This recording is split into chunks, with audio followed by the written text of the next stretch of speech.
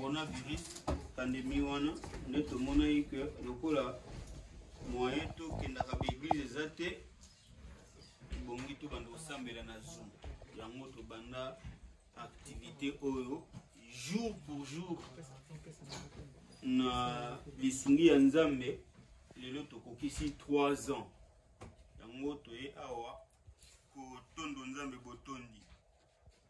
Et en plus, lelo peza mokolo yo église ya mobimba eza kokundula eza kosepela nsekwa ya mokonzi na biso Yesu Kristo. Donc moi événement mibale wana nde mutu esengisi biso na poko ya lelo tozotondo Nzambe mpona 3 ans ya baaktivité na biso na Zoom na groupe na biso Maria Monzoto Motongo pe lokola eza pasika tokolekisa ngo pamba boye te tokokumisa pe Nzambe tokobonzela pe Nzambe bomoi na biso na makambo nyonso toza nango po te mokonzi Yesu aza kosekwa tosekwa na elongo. Alors pour ce faire ndeko na biso didie nde mutu akozala na modération et puis papa Moyangeli akokamba biso na prière ya ouverture. Merci beaucoup. Bon, tokoteleme po toyeba okumisa Nzambe ndenge monsieur tusa oyo tokoloba lelo ezali mokolo esengo ya biso ya liboso ezali eyenga yenene mokonzi Yesu oyo tolandi malozi kobanda jeudi saint toye vendredi saint mokonzi awe lelo eza mokolo ya silence avant veille pascal. Donc na ngonga oyo okati eklezia na bamisa na biso kuruzi ya mokonzi ezali te mokonzi azali na kati ya lilita tozali na molili tozali bato baye tozali na silence yango nde bakopelisa moto tokokota na molili nsima ya ngonga moi mokotana lumiere ekobima mokonzi asekuli ekozala esengo yango wana biso mpe tosalaki tokobanda na molili na silence na kokumisa Nzambe na kosambela nsima na ngai esengo ya biso ekomela biso na lipati oyo ekosangisa biso mpo etali oyo ezali 3e anniversaire ya groupe na biso oyo ya groupe de prière Maria Monzoto Matongo esika tosangana kosalaka partage ndenge ndeko tokopesa ebandi nango ndenge nini eli mosantu ekitelaki bandeko bazwaka likanisi malamu boye mpona yango tokoyeba kosambela au nom du Père et du Fils et du Saint-Esprit. Amen. Alléluia, Amen.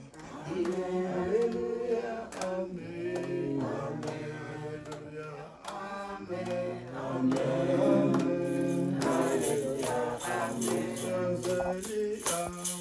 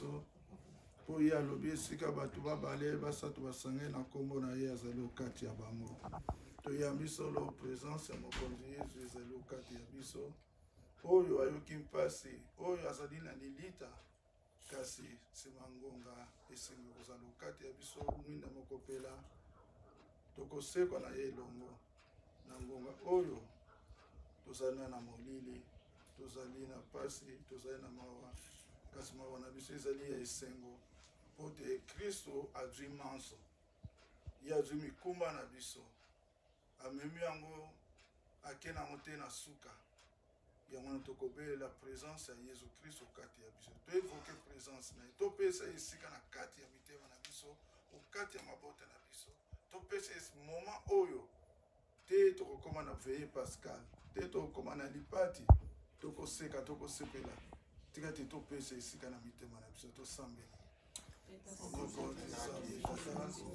tala toye liboso na yo nzambe yozwa esika na kati ya mitema na biso yozala na kati na biso na ntango oyo yaka kobatela biso yaka kokomplika tozali edekola basi tala lelo okoti na molili toyeba na yo lokisaka nzambe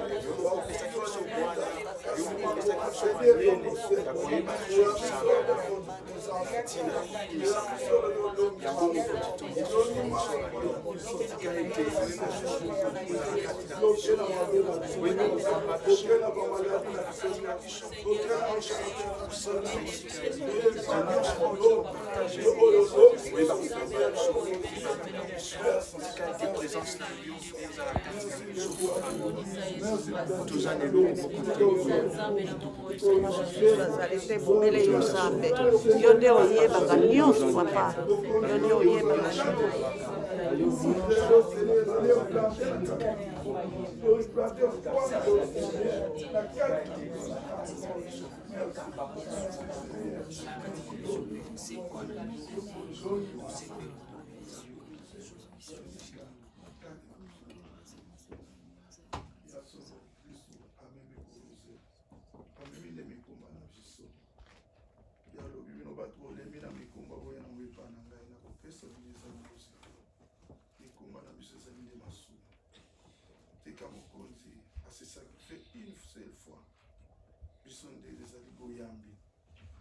soki toyambi ye aho toyambi ye azali mokonzi mpe mobikisi wa biso alobi tozali sojuge te si tolimbisami yango toyeba kokonfese masumu na biso epai ya yesu kristo je confesse à Dieu tout-puissant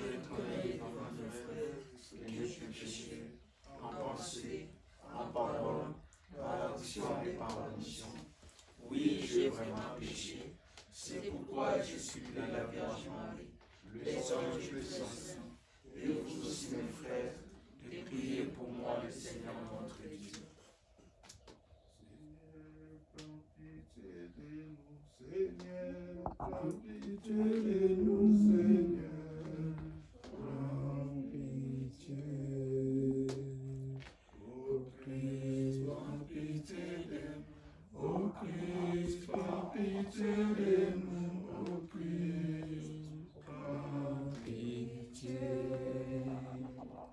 Seigneur, prends pitié de nous, Seigneur, prends pitié de nous, Seigneur, prends pitié. Ya solo, Kristo bolingo, Kristo alongi manso, asangisi biso po tokumisa ye. Tika na ntango oyo biso moko tokeloko te, tobelela mobondi oyo alobi nake epai ya tata mobondi akoya ye akokamba bino akozala na bino tekeli mosantu ekita na kati na biso ekonduire maye biso tozali kosala ezala ya biso bato te manso tokosala na mokolo mwa lelo tozo kosepela 3e anniversaire oyo ezali groupe na biso esika tokumisaka ye mokonzi esika tozwaka mateya maye tekeli mosantu ekokamba biso po toyeba solo kozala na kati ya kotambola na mwinda maye surtout les dons de force, le don d'esprit, les 7 dons ekitela biso po totambola malamu na kati ya groupe na biso tobeleli nzambe Éternel Dieu Tout-Puissant, toi qui as permis à ce que Seigneur ce groupe puisse être vivant dès sa création jusqu'aujourd'hui, Seigneur, nous célébrons le 3e anniversaire, Seigneur, de notre groupe. Nous te sommes très reconnaissants et nous appelons, Seigneur, les Saint-Esprit. Yakoya kuajute biso lisusu puissance na ye yakotia lisusu biso Seigneur na kati ya Nzambe afin que ce kozala Seigneur soudé afin que ce kozala Seigneur soudé pour ne pas céder la tentation ya manguna afin pour ne pas créer Seigneur de division pour ne pas créer de haine pour ne pas créer Seigneur de rancune pour ne pas créer Seigneur babiloko comme Seigneur mais Seigneur, tu sais unité et l'imo santo, tu sais unité Seigneur quand il a biso, Seigneur que bon jamais va dominer, que Seigneur mokili et va comporter bisoté par le nom puissant de Jésus-Christ notre Sauveur qui règne et qui vit. Et mon connaît Nzambe tata wa biso, tala biso bana bayo to sanga liboso na yo. Oyebi ebande pe suka ya milo na biso. Ezali Nzambe ekokisami na volonté na yo biso tokanaki kasi yo Nzambe okokisi ezali grâce oyo opesi biso yango tokopesa esika seneri na yo ezala na kati na biso bokonzi bwayo bozala na kati na biso kuruzi ya Yesu oyo biso tolandaki lobi tala ye mokonzi oyo alongi maso alobi papa tout est accompli tika te ezala accompli mpo na biso mai tozali kokana. Merci Seigneur Jésus-Christ totie motei na biso na maboko na yo oyo nyonso akolenisa biso bile ya kopesa biso Nzambe tiketikala na kati ya bomoi na biso mpe tosalela yango po yo ozwa lokumu mpe biso tozwa la vie éternelle awose na nkombo na yo Yesu Kristo bongi. Merci Seigneur Jésus-Christ. Merci Seigneur Jésus-Christ. Amen. Amen.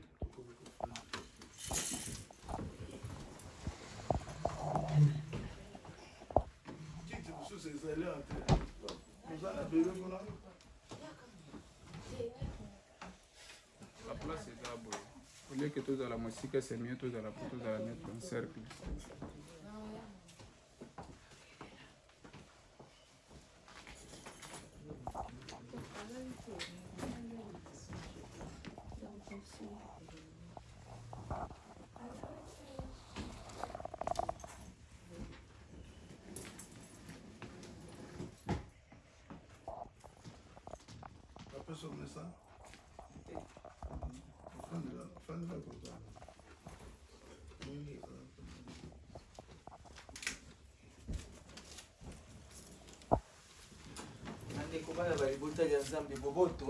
Ondeko Esengo Yesu asekwi déjà na église ya molongo mobimba na 20h déjà bazali ko sepela bazali ko ganga déjà Yesu asekwi na Congo déjà et bazali ko fêter la résurrection de Jésus. Alléluia. Alléluia. Nani mokonzi Yesu. Nani mobikisi Yesu. Il est vivant. Il est ressuscité. Il est ressuscité. Il est parmi nous. Qui? Jésus. Qui? Jésus. Qui? Jésus.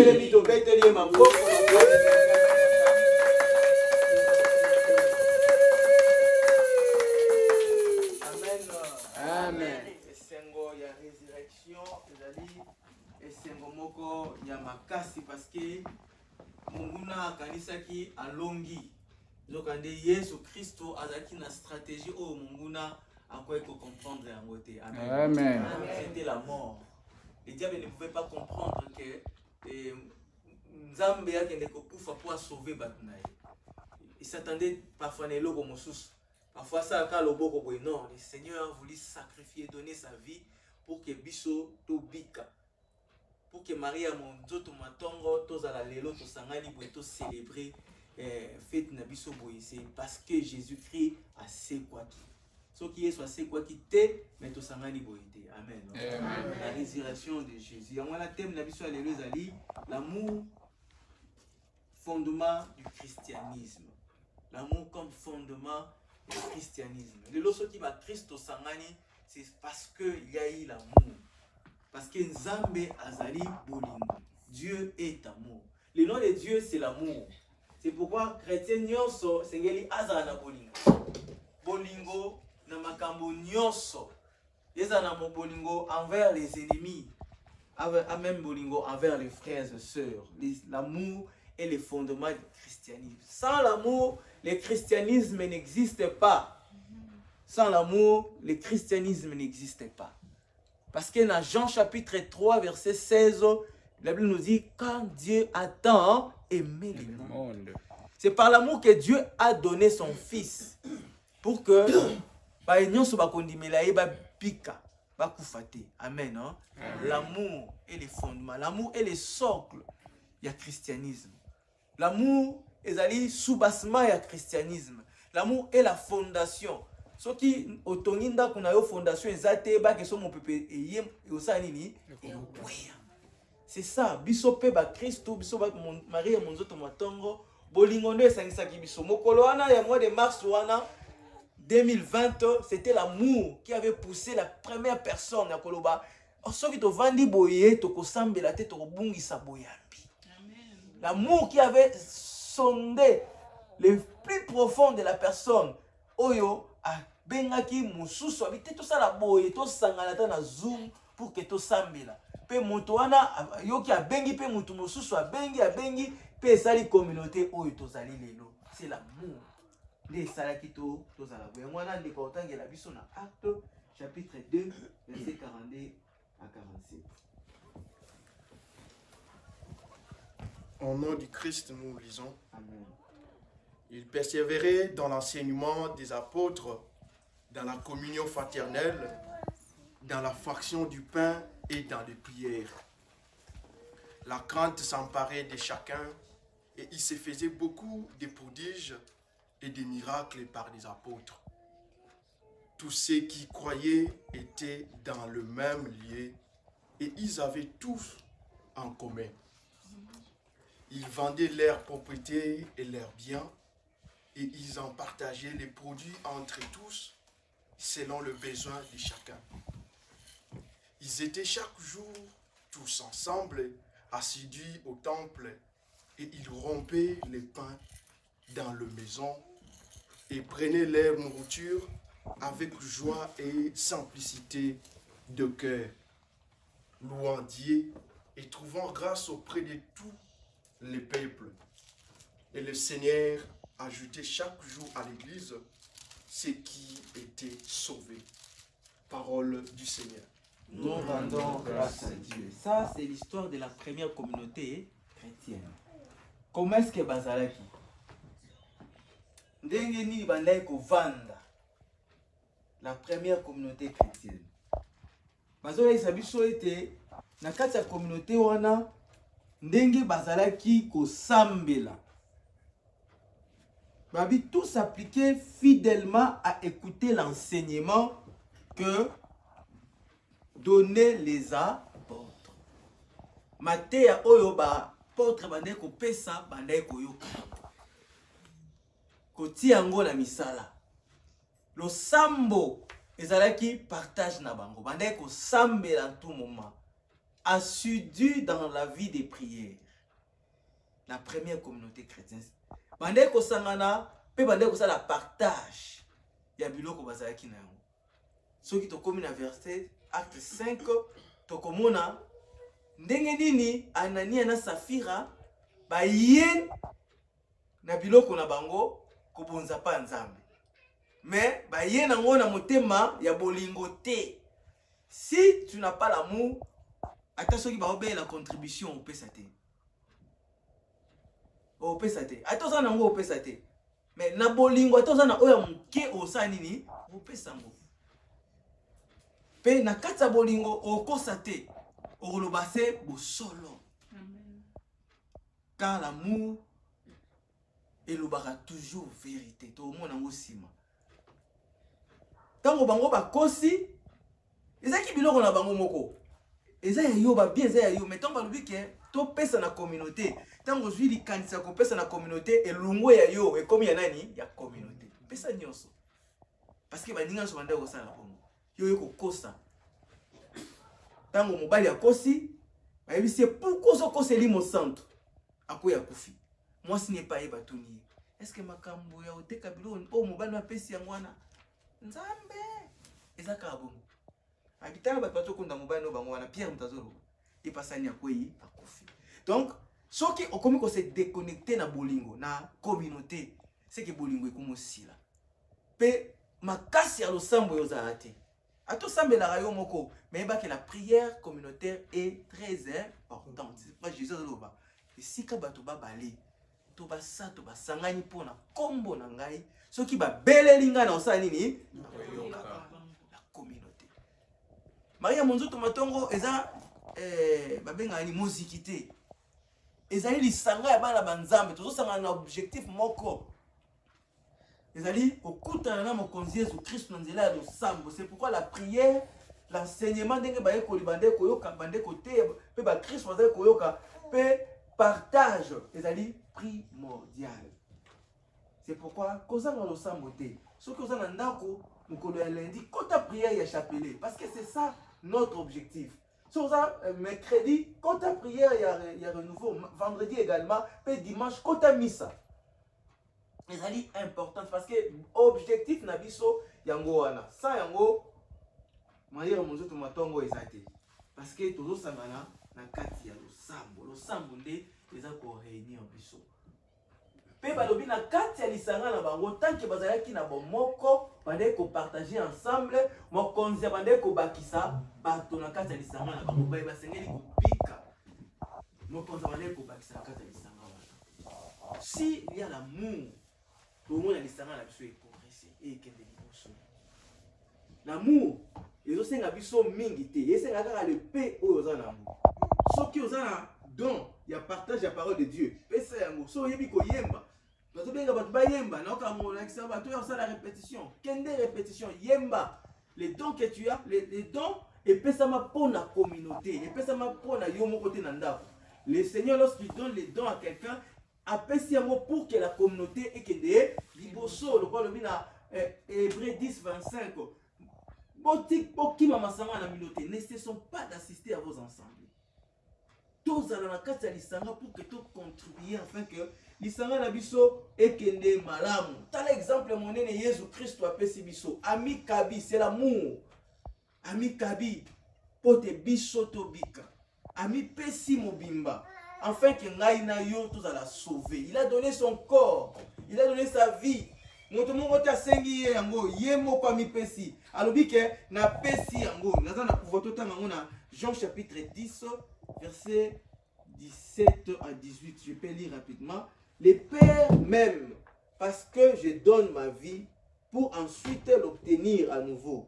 Personne ne me prend la vie, mais je la donne volontairement.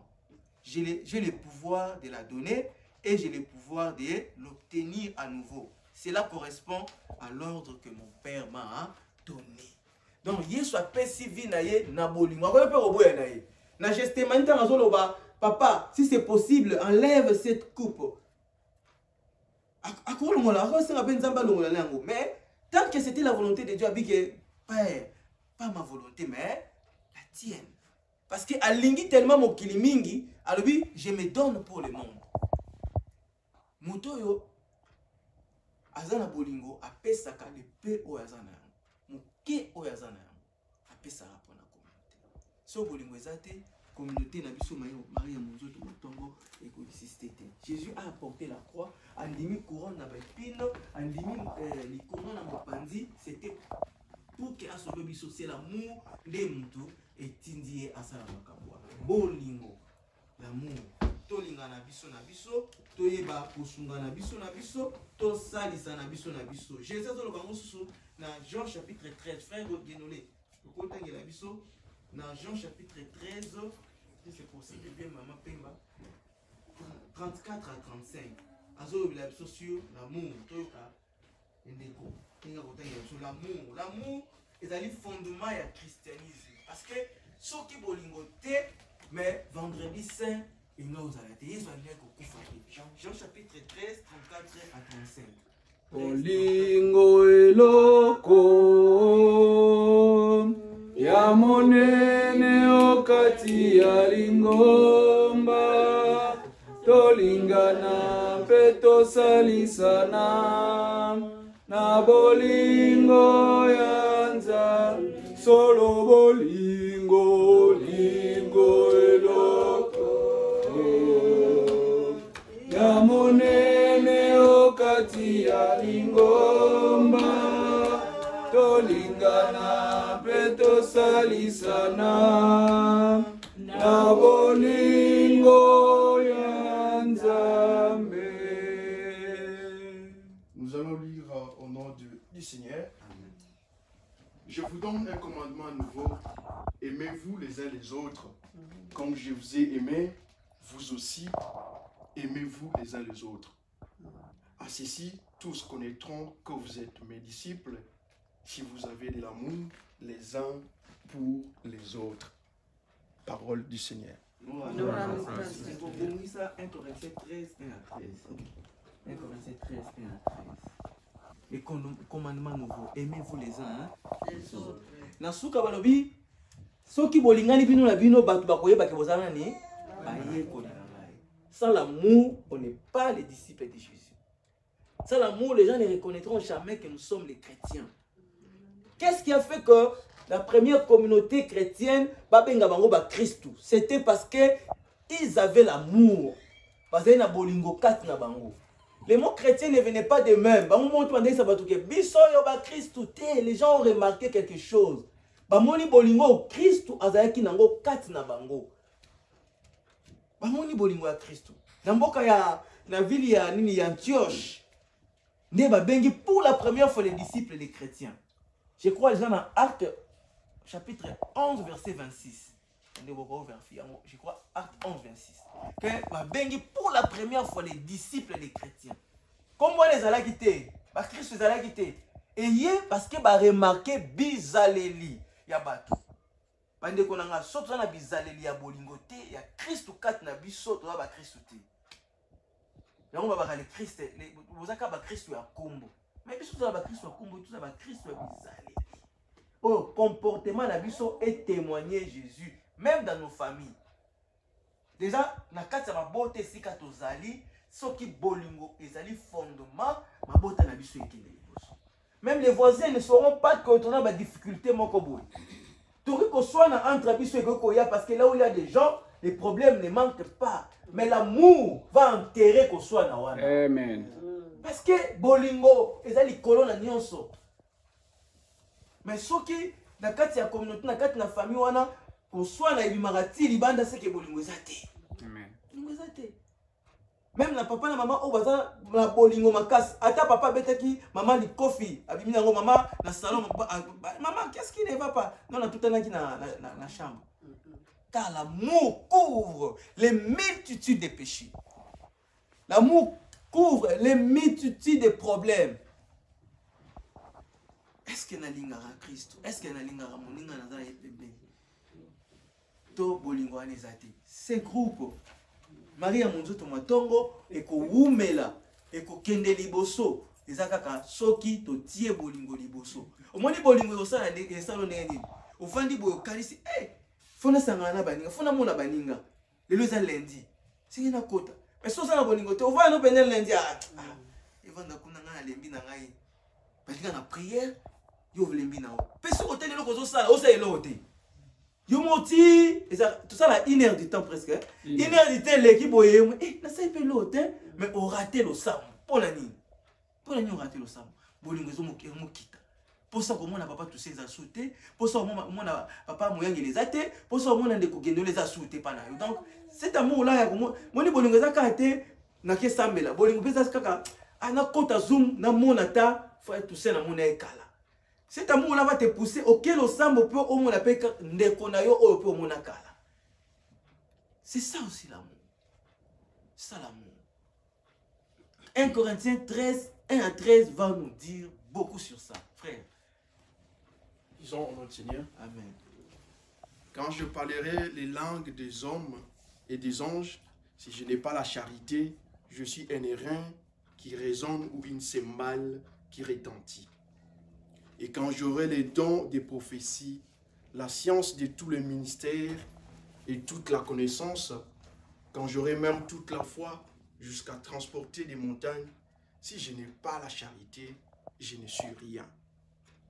Et quand je distribuerai tous mes biens pour la nourriture des pauvres, quand je livrerai même mon corps pour être brûlé, si je n'ai pas la charité, cela ne me sert de rien. La charité est patiente, elle est pleine de bonté. La charité n'est point envieuse, la charité ne se vante point, elle ne s'enfle point d'orgueil, elle ne fait rien de malhonnête, elle ne cherche point son intérêt, elle ne s'irrite point, elle ne soupçonne point le mal. Parole du Seigneur. Grâce à Dieu. Au commune à 13, frère. Au commune à 13, apparemment. Wow, 13, Oui. 5, ok. Elle ne réjouit point de l'injustice, mais elle se réjouit de la vérité. Elle esquisse tout, elle croit tout, elle espère tout, elle supporte tout. La charité ne périt jamais. Les prophéties prendront fin, les langues cesseront, la connaissance disparaîtra. Car nous connaissons en partie et nous prophétisons en partie. Mais quand ce qui est parfait sera venu, ce qui est partiel disparaîtra. Lorsque j'étais enfant, j'ai parlé comme un enfant. Je pensais comme un enfant. J'ai raisonné comme un enfant. Lorsque je suis devenu homme, je fais disparaître ce qui était de l'enfant. Aujourd'hui, nous voyons au moyen d'un miroir, d'une manière obscure, mais alors nous verrons face à face. Aujourd'hui, je connais en partie, mais alors je connaîtrai comme j'ai été connu. Maintenant donc, ces trois choses demeurent: la foi, l'espérance, la charité. Mais la plus grande de ces choses, c'est la charité. Reprenez le verset 13. Maintenant donc, ces trois choses demeurent: la foi, l'espérance, la charité. Mais la plus grande de ces choses, c'est la charité. Maintenant, ces trois choses demeurent: la foi, l'espérance et l'amour. Mais la plus grande des trois est l'amour. Amen. Hein? Amen. L'amour est éternel. L'amour, tito renalo la kuna, l'amour est éternel. C'est pourquoi nous devons aimer. La totali, na bengango im ya bolingo. Oyo, Paul a sali na 1 Corinthiens 13, 1 Tina 13. Azoko yemba bolingo. Abi l'amour est patient. L'amour ne s'enfre pas d'orgueil. L'amour est nyonso. Parce que ceux qui osent na bolingo, ata muto zaki na nyongo na yo silikaki, mais so bolingo ezali olinga te koloba mabe pona ye. Ata muto sala ki yo mabe, l'amour et osala que yo zongisela ye mabe te. Combien de fois tozong seli bato mabe, biso toza ba chrétien. Pour ba rappeler biso, ah na bino ba Christ osala bongo. Moi j'avais une maman dans notre quartier en Daroloba. Eh na ke misa. Tango na ko yela bino wana tango na uta misa boromona. Yo ke misa. Pe so la ka bato tango na ko zongela bino boromona. Pourquoi zo kene misa? Pourquoi zo kene misa? Nous sommes on est une petite sœur là ngai. Ou biki ka pona o gêner. Sondant gêner te ngomwe mana ça. Nous devons cultiver ce sens d'amour dans notre vie, dans notre cœur, dans notre vie chrétienne. Bolingo, awa Paul a lobeli makambo ebele a bolingo. Na ngite na loba moko parce que ça nous prendra du temps. Na 8 kaka babi l'amour est éternel, la charité est éternelle. Donc la bolingo est si la kate. bolingo balobi biloko 3 choses de mer na suka 3 choses de mer ezali la foi l'espérance et l'amour mais babi o eza monene na kati na nyonso eza bolingo parce que okoza na boyambi mais soki oza na bolingo te la foi eza eloko te je crois na Jacques chapitre 2 oyo Saint Jacques aza koloba même si oza na bolingo oza na boyambi mais soki misala na eza te ta foi est morte. Ta foi est morte. La foi sans les œuvres. Ces œuvres-là, c'est les œuvres de l'amour. Autre comme on a eu sur na Matthieu, atie prévu kotoyo, atie sous venez bon Balou. Ataki na taba na même kotoyo bi abina ba o bazaki na loboko ne mobali. Tala bonde ko sala boiba. Tala l'amour n'est pas des grandes choses, des petits gestes de la vie, c'est ça qui constitue l'amour. Alors, nazaki na nzala bopesa kinga biloko, nazaki na posa mai bopesa kinga mai, nazaki bolumbu bolaita kinga. Les petits gestes là, c'est ça qui constitue l'amour. Et l'amour, c'est les clés du royaume des cieux. La clé du royaume, c'est l'amour. Parce que pourquoi tu as lola dans Kembo dans Zambie, quels sont des gestes, quelles sont des œuvres ya bolingo oyo saki na moki. Il y a surtout l'exception moti. Nazaki na bolingo pesa ngai, nazaki na nzalo pesa ngai, nazaki na posa mai pesa ngai mai, nazaki na prison ko tala ngai. Les petits gestes ya bolingo. Yango wana. Betoto ndana lutondo kele kunu mingi. Betoto ndana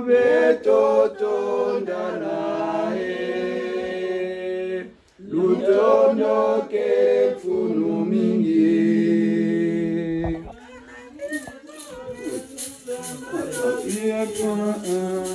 Kana mama mutindo ya boketunda kifunu na mono